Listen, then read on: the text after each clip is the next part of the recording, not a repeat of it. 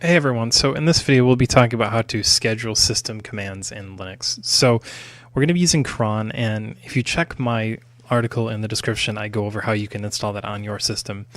Before we get started, I want to say up front that in my article I made it a little easier than most do, because you see, when most people talk about Cron, they go over the little syntaxes and stuff.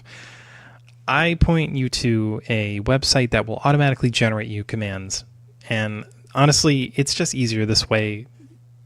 It lowers the barrier to entry for most people, so you don't have to understand rocket science to understand Cron. You could just type in whatever you want to do and it will generate a command. So let's get started.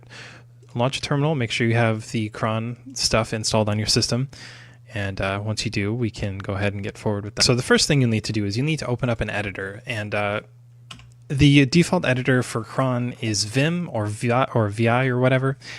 In my opinion, it's a terribly annoying editor. It's not a bad editor by any means, but the average person doesn't want to learn, some stupid syntax or whatever to use a text editor. This is just easier, so just type in editor in all caps =nano and then the command here, and this will open your Cron tab.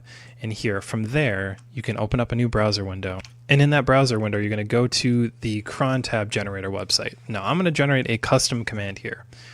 And it's not going to be a real command to a real program because I don't want to mess up anything on my system. This is just a proof of concept. So I'm going to make something go off every 15 minutes, and it's going to be every, every 12 hours, maybe, I don't know, every day, and every month, every weekday. And the command it's going to be, because I'm using my OpenSUSE Leap system, it's going to be sudo zipper ref and then sudo zipper up no confirm.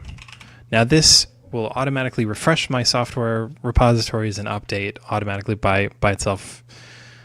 So that's what I'm going to do. For once I got my command set up, I can just click generate cron tab, and it's going to output a command here. Now as we can see, all I need to do is click the copy button, and I can click copy, and that should allow me to go to the editor here, click paste, and the command is here. I can click Control O and save the Cron tab. Then I just click exit, and it'll say installing new Cron tab. Now, at any time, if I want to change this Cron, I can go here and I can see it. But now I know that for sure it will always do my system commands. I can't exactly show you this in action, but this is how it works. It's really, really simple, you guys.